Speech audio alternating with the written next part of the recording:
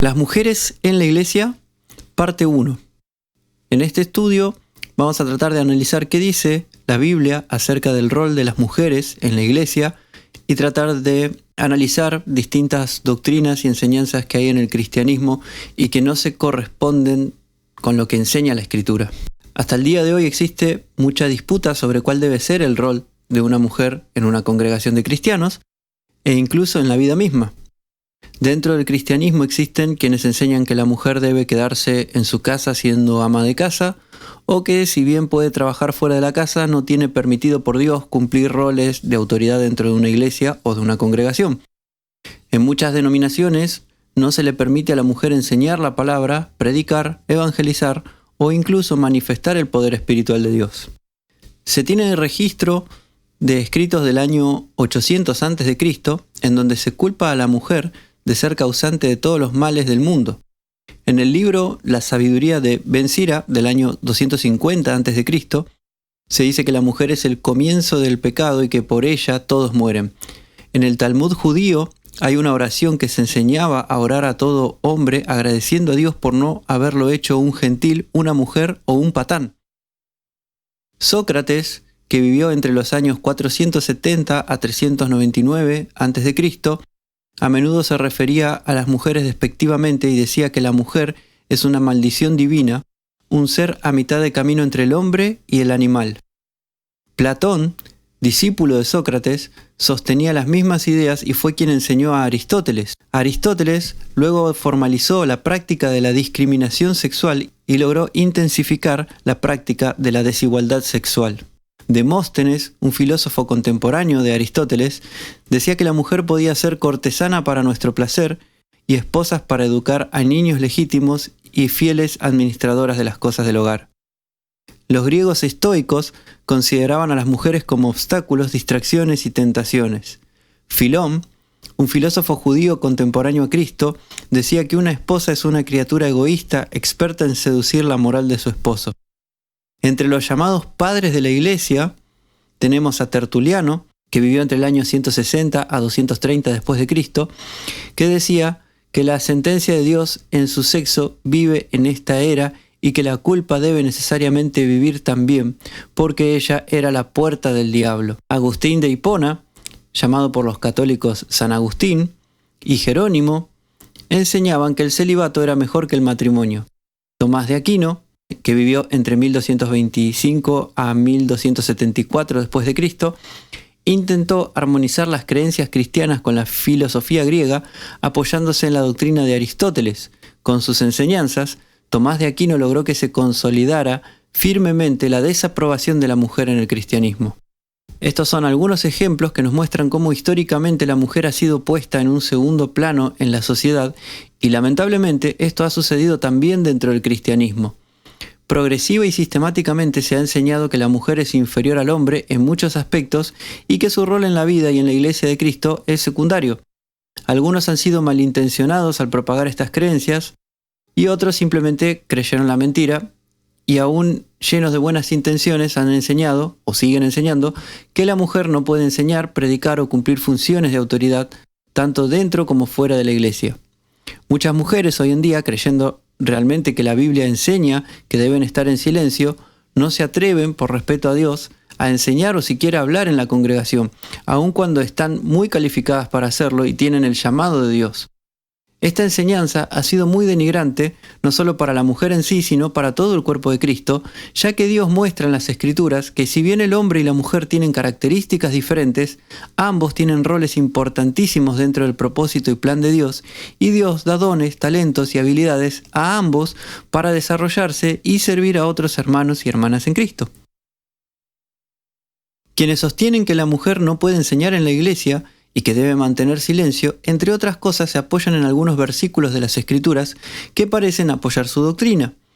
En este estudio vamos a hacer un análisis de esos versículos tan controversiales y vamos a ir viendo que los apóstoles, lejos de incentivar a que se ponga a la mujer en segundo plano, le dieron a ellas un rol e importancia jamás antes visto, que iba contra la enseñanza filosófica de su época, pero que lamentablemente poco tiempo después se perdió y se fueron introduciendo dentro del cristianismo las mismas doctrinas erróneas de la filosofía pagana que terminaron por dejar a las mujeres en un segundo plano en el servicio a Dios por mucho tiempo y que hasta el día de hoy se siguen usando en muchas congregaciones, impidiendo a las mujeres servir tal como Dios quiere, conforme a los dones y talentos que Dios les dio.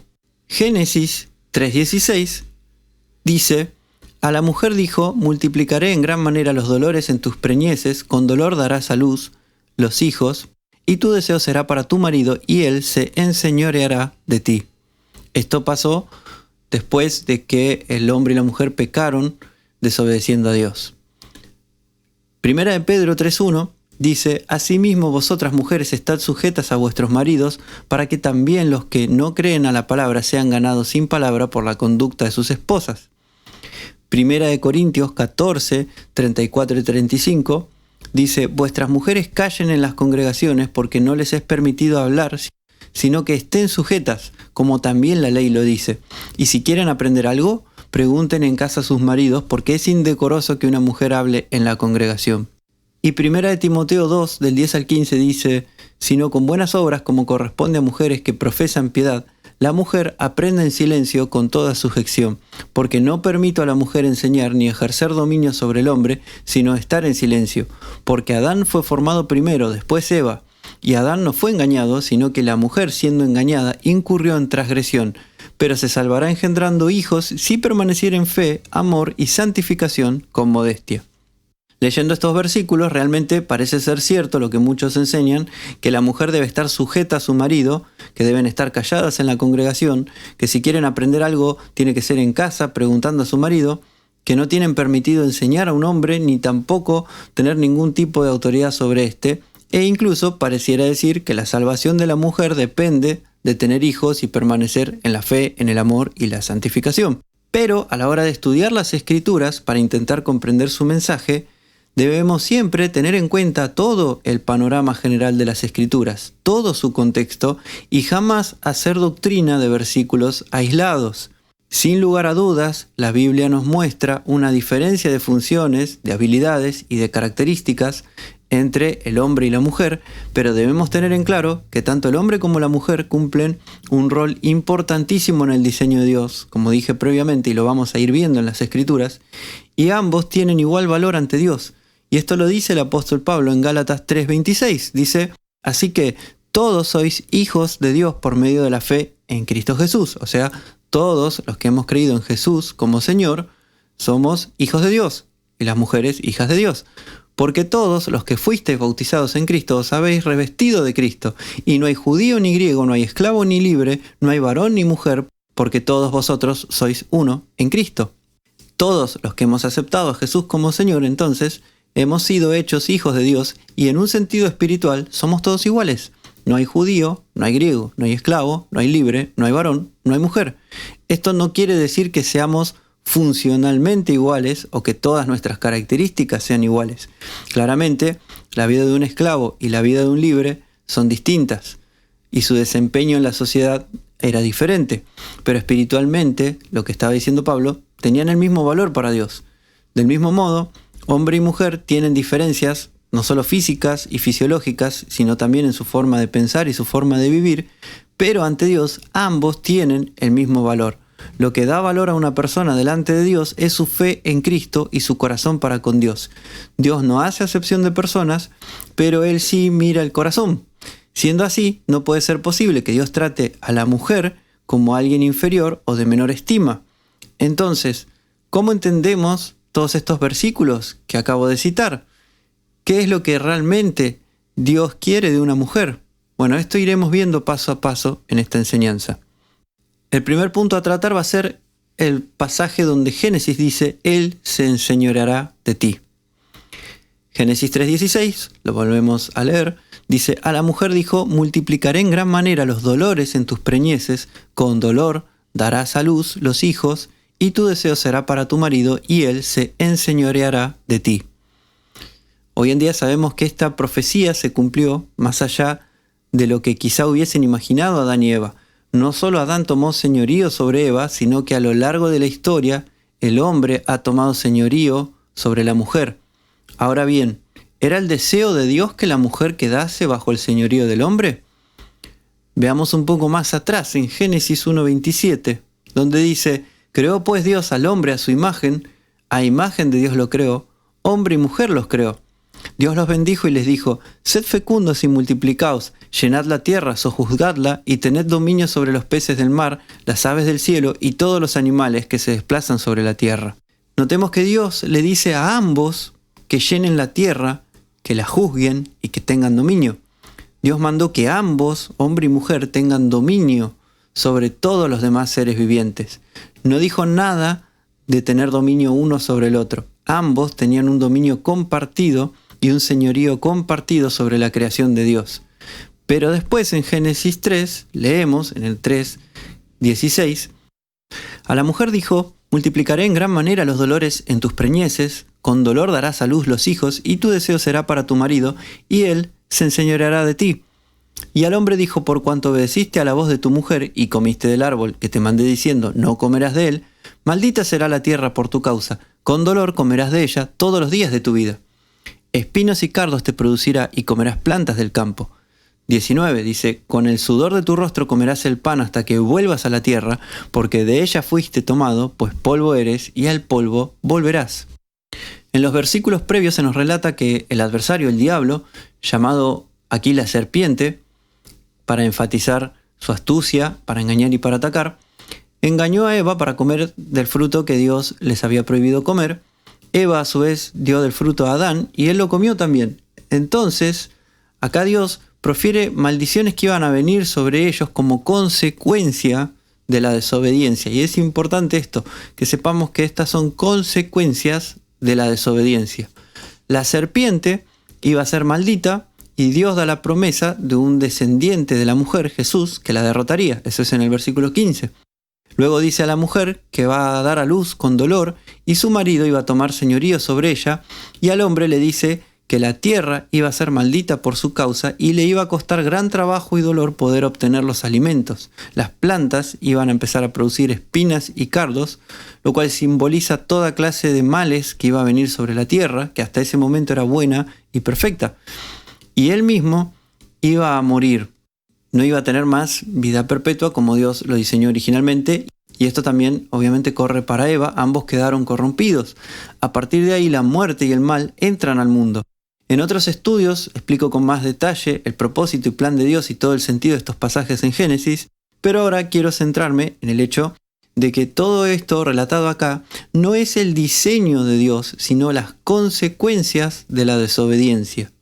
Lo repito, no es el diseño de Dios, sino las consecuencias de la desobediencia. Dios no creó a las plantas para que dieran espinas, cardos y toda clase de cosas dañinas. Estas cosas llegaron como consecuencia de la desobediencia. Dios no creó al hombre para que su cuerpo se deteriore y muera. La muerte es consecuencia de la desobediencia.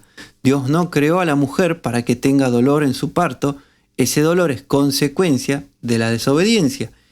Y también Dios no creó a la mujer para que sea dominada por el hombre, sino que es consecuencia de la desobediencia. El dominio que el hombre comenzó a tener sobre la mujer no es diseño original de Dios. Génesis nos dice que la mujer fue creada para ser la ayuda idónea, el complemento perfecto del hombre. Sin embargo, la desobediencia de Adán y Eva trajeron consecuencias al mundo. Y es importante que entendamos esto para darnos cuenta que el deseo de Dios no fue que la mujer sea dominada por el hombre, sino que esto es parte del mal que entró en el mundo cuando comieron del fruto prohibido.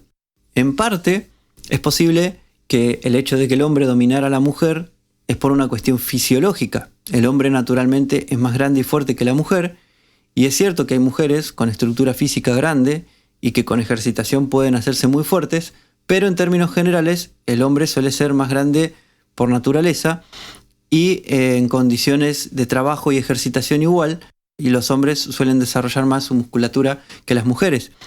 Esto no sería un problema si tanto hombres como mujeres actuaran conforme al diseño de Dios y se complementaran para funcionar como una unidad, pero con la caída de Adán y Eva entró el egoísmo y la soberbia al corazón humano, y a causa de ese egoísmo y la soberbia y la maldad que entró es que todo ser humano intenta aprovechar sus propias habilidades y capacidades para ganar dominio sobre otros. No solamente hombres sobre mujeres, sino también hombres sobre hombres, ¿no? Y mujeres sobre mujeres. Y el hombre históricamente ha usado esa ventaja física para dominar también a la mujer.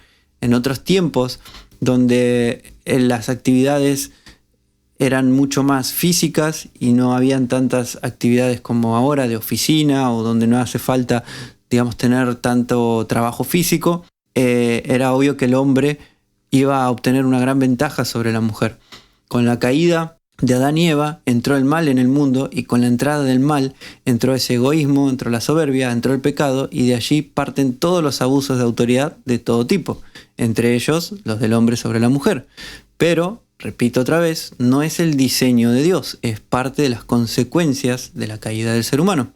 Ahora bien, ¿cómo explicamos, por ejemplo, 1 Pedro 3:1, donde dice: asimismo, vosotras mujeres estad sujetas a vuestros maridos, para que también los que no creen a la palabra sean ganados sin palabra por la conducta de sus esposas? Y Efesios 5:22, que dice: las casadas estén sujetas a sus propios maridos como al Señor. Esto fue dicho por los apóstoles tiempo después de la resurrección de Cristo, y parecería confirmar la idea de que la mujer tiene que estar sometida a su marido. Como dije antes, el que el hombre tomara dominio de la mujer es una consecuencia de la desobediencia de Adán y Eva.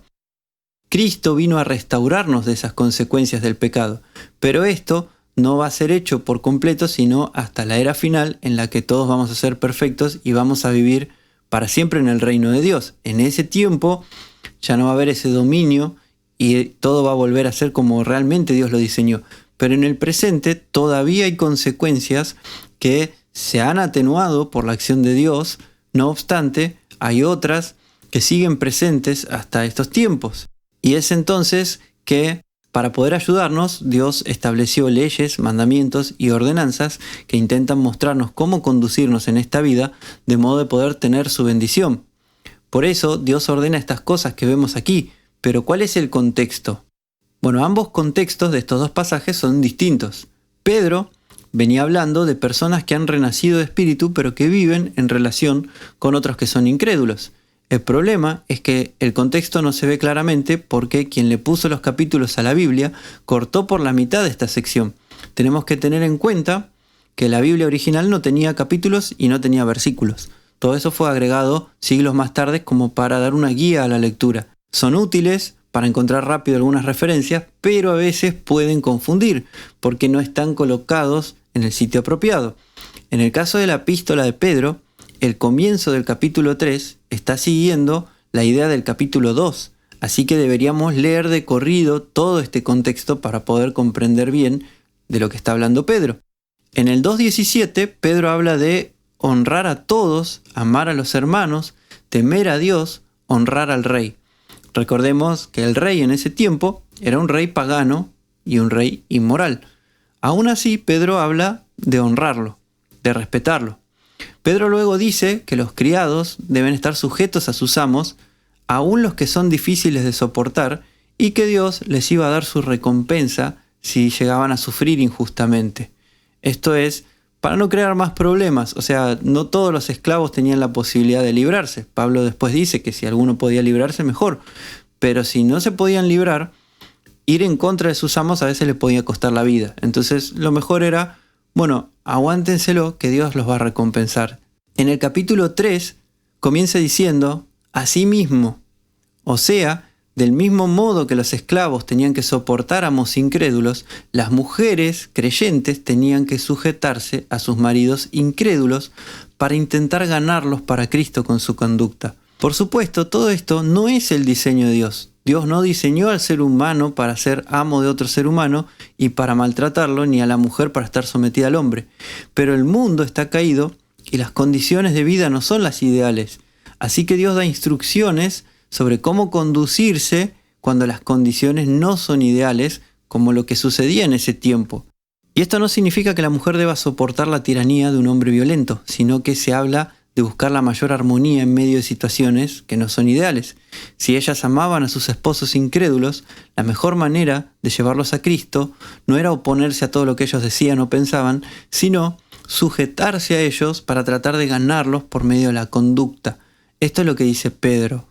Si leemos el capítulo 3, del 1 al 4, dice: Asimismo, vosotras, mujeres, estad sujetas a vuestros maridos, para que también los que no creen a la palabra sean ganados sin palabra por la conducta de sus esposas, considerando vuestra conducta casta y respetuosa. Vuestro atavío no sea el externo de peinados ostentosos, de adornos de oro o de vestidos lujosos, sino el interno, el del corazón, en el incorruptible ornato de un espíritu afable y apacible que es de gran estima delante de Dios. Entonces lo que podemos ver es que ante una situación que no es la ideal, Pedro les da las recomendaciones a las mujeres de lo que pueden hacer para poder llevar a sus maridos a Cristo.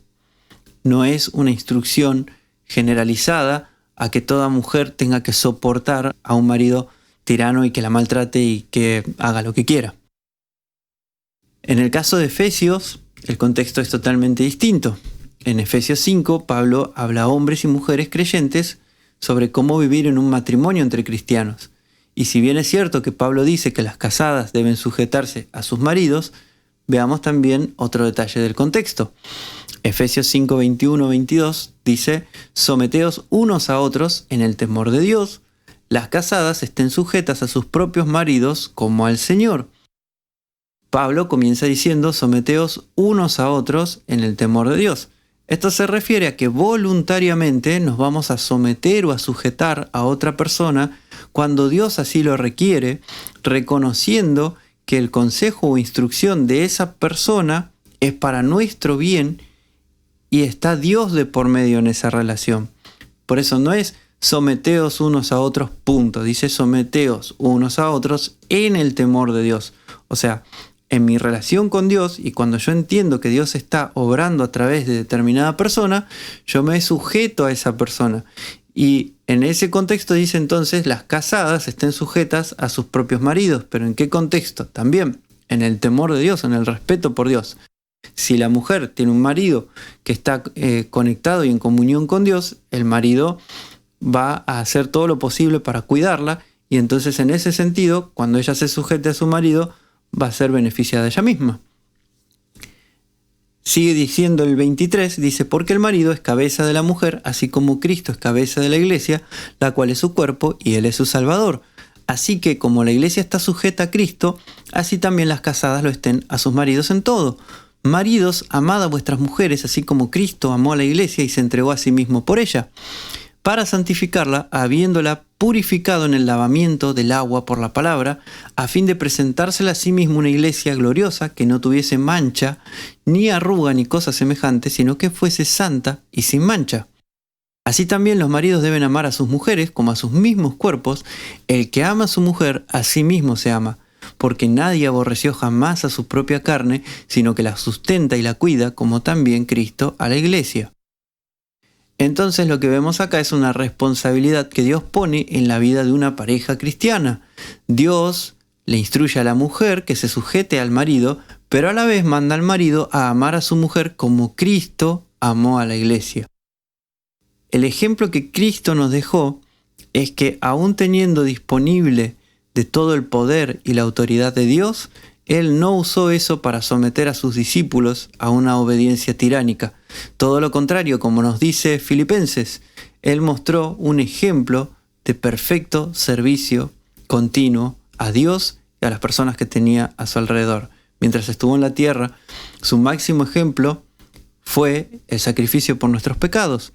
Y acá nos dice que así como Cristo se sacrificó por la iglesia, el marido tiene que poner ese mismo amor por su mujer.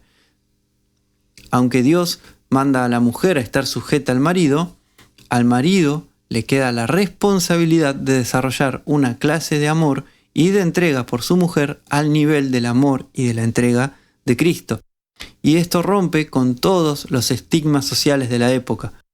Como vimos al principio del estudio, los filósofos griegos consideraban a la mujer un ser inferior, prácticamente como un objeto a ser usado. Y acá Dios está poniendo a la mujer en un alto grado de estima, haciendo una comparación con el valor que la iglesia tiene para Cristo, quien se sacrificó por nosotros. O sea que lejos de dar un mensaje machista, La Biblia nos está diciendo la mujer es muy valiosa, así que ustedes maridos amen a sus mujeres como Cristo a la iglesia. ¿Quieren saber cuánto tienen que amar a sus mujeres? Bueno, fíjense cuánto amó Cristo a la iglesia que se entregó por nosotros. Por supuesto, el estándar es muy alto, ninguno de nosotros cumplimos ese estándar, pero es a lo que tenemos que apuntar. Ese es el camino que hay que recorrer, que cada marido intente o busque amar a su mujer como Cristo a la iglesia. Y por supuesto que si el marido tiene esa clase de amor por su mujer, la mujer con todo gusto va a sujetarse a su marido porque va a saber que su marido la está cuidando y está velando para darle todo lo mejor y para bendecirla en todo. Así que bueno, hasta acá terminamos con esta primera parte. Voy a seguir enseñando otros pasajes de las Escrituras mal interpretados con respecto al rol de las mujeres en la iglesia. Así que en futuras entregas estaremos viendo los otros pasajes que mencioné al principio y analizando un poco más en detalle cómo entender todas esas aparentes contradicciones que vemos en las Escrituras.